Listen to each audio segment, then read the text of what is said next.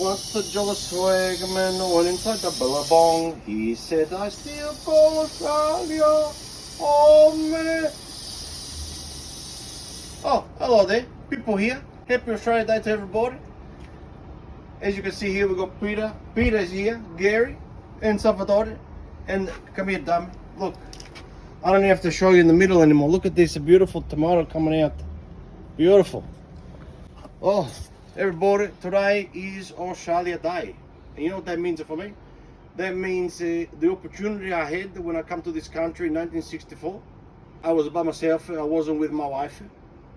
And so what I did was, what did they say? What's they saying? I root to my royal oats here in Australia. And then my wife and my family come, and then we buy a little house. And from that little house, everybody live inside there, 50, 60 people at least. And then from that, everybody work hard. And now we're on the street in Greenvale. I did a job for a cheese factory. And Australia gave me the opportunity to do that. It's the Australian way. We are. Stay refreshed. I'll see you tomorrow. Ciao.